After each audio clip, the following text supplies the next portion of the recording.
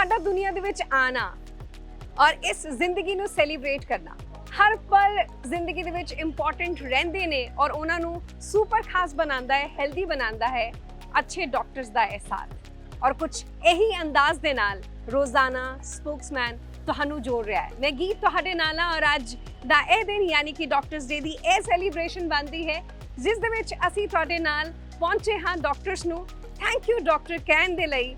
OJS super speciality hospital ਹੈ, ਯੂਨੀਟੌਪ ਐਲਕੈਮਿਸਟ hospital ਤੇ ਚੱਲਦੇ ਹਾਂ, ਡਾਕਟਰਸ ਨੂੰ ਮਿਲਦੇ ਹਾਂ, ਉਹਨਾਂ ਦੇ ਨਾਲ ਗੱਲਬਾਤ ਕਰਦੇ ਹਾਂ ਔਰ ਇੱਕ ਅੱਛੇ ਹੈਪੀ ਹੈਲਦੀ ਲਾਈਫਸਟਾਈਲ ਨੂੰ ਵੀ ਨਾਲ ਲੈ ਕੇ ਆਉਂਦੇ ਹਾਂ।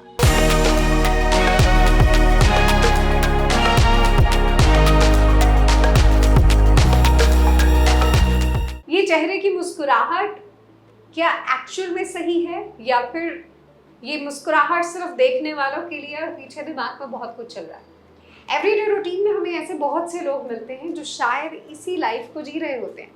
इसका मतलब मैं, आप और हम में से ऐसे बहुत से हो सकते हैं जो कि मेंटल हेल्थ इशू को फेस कर रहे हैं, लेकिन क्या उसके बारे में हम बात कर रहे हैं?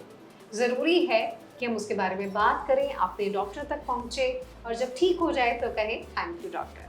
रोजाना से मैं आरजे गीत हूँ आपके साथ, रोजाना स्पोक्समैन डॉक्टर्स डे की इस एक्टिविटी को डॉक्टर्स तक पहुंचा रहा है ताकि हम उन्हें थैंक्स कर सकें। और हमारे साथ डॉक्टर यशविन कंग है जो कि साइकेट्रिस्ट है। डॉक्टर, जैसे शुरुआत की मैंने बात की, हमारे प्रोफेशन ऐसे हो चुके हैं, हमारे काम ऐसे हो चुके हैं जिसमें हम फेस पे कुछ और हैं, हम एक्चुअल लाइफ में कुछ और फेस कर रहे हैं। तो ये जो चेहरे का हमारी एक बनावट है जिसको मुखौटे को हम लेकर चल रहे हैं, कभी कभी बहुत हैवी हो जाता है हमारे लिए।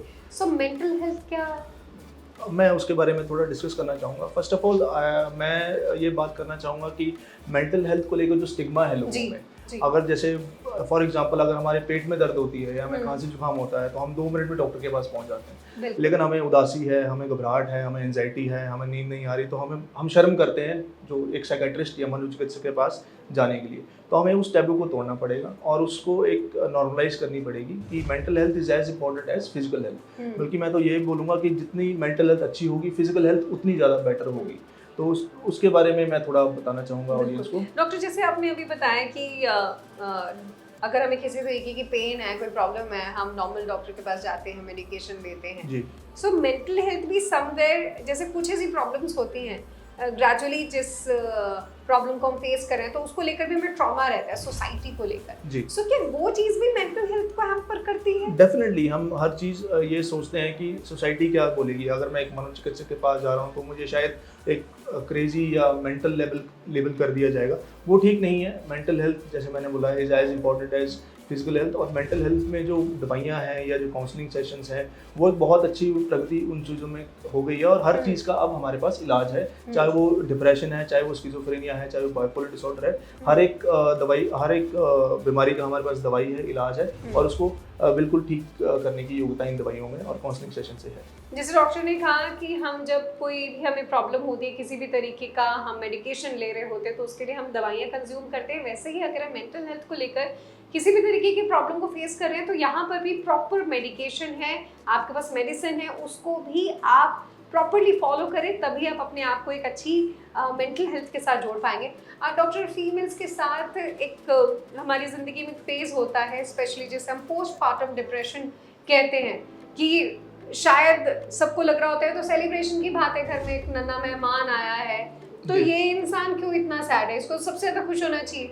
सो इस सिचुएशन को कैसे हैंडल किया जाए, फैमिली की क्या रिस्पॉन्स? पोस्टपार्टम डिप्रेशन की बाय डेफिनेशन ये है जो depression after 4 weeks after delivery, within 4 weeks after delivery start हो जाता है। It is very very common thing है और एटलीस्ट 30 to 40% इंडियन फीमेल्स जो है इसे सफ़र करती हैं, चाहे वो फर्स्ट बर्थ हो चाहे सेकंड बर्थ के दौरान। And postpartum depression is a marker of poor mental health. अगर किसी को पोस्टपार्टम डिप्रेशन होता है तो उसको हमें सीरियसली लेना चाहिए क्योंकि आगे जाके वो रिकरेंट डिप्रेशन या बार बार डिप्रेशन जो है इवन बाइपोलर डिसऑर्डर भी वो बन सकता है। तो इसको, इस चीज़ को भी अगेन आई वुड से कि इसको हमें नॉर्मलाइज करना चाहिए। ऐसा नहीं है कि वो जानबूझ के जो नई माता बनी है, नई माँ बनी है, वो जानबूझ के बच्चे को ख्याल नहीं रख रही है या जानबूझ के ऐसे जो हम बोलते हैं ड्रामा से क्रिएट कर रही है, ऐसा नहीं है। But it is a very good issue to be talked upon और इसका इलाज हमारे पास है। काउंसलिंग सेशंस हम करते हैं, दवाइयाँ हम देते हैं और उन चीज़ों से पोस्टपार्टम डिप्रेशन में जो है मदद मिलती है, और उससे मदर ही ठीक नहीं होती है, मदर ठीक होगी तो बच्चा भी ठीक रह पाएगा दुनिया में। तो इसलिए postpartum depression is a very common thing and it is very treatable. Doctor, एक आखिरी सवाल जो पेरेंट्स के लिए भी ज़रूरी है, बच्चों के लिए भी ज़रूरी है, चाहे जब एग्जामिनेशन टाइम की बात करें या फिर लाइफ में आगे बढ़ने की बात करें, तो ये मेंटल हेल्थ सिर्फ बच्चों के साथ नहीं होती बल्कि उनके पेरेंट्स भी उसको सफ़र कर रहे होते हैं। सो यहाँ आप क्या एडवाइस देना चाहेंगे जो आपके साथ जुड़ रहे हैं? मैं खासकर पेरेंट्स को ये बताना चाहूँगा कि आप अपनी एक्सपेक्टेशन जो हैं बच्चे के एक्सपेक्टेशन के साथ ना जुड़ें। शायद बच्चे की अगली एक्सपेक्टेशन है, हम अपनी एक्सपेक्टेशन बच्चे पे थोप देते हैं कि मैं चाहता हूँ तू टॉपर बने, मैं चाहता हूँ तू डॉक्टर बने, इंजीनियर बने, IAS में जाए। तो एक तो हमें एक्सपेक्टेशंस को लिमिट करना चाहिए, एक बच्चे को एक अच्छा एनवायरनमेंट देना चाहिए, और बच्चों से भी, चाहे वो 6 ग्रेड में है, 7 ग्रेड में, उनसे पूछना चाहिए कि वो क्या चाहते हैं।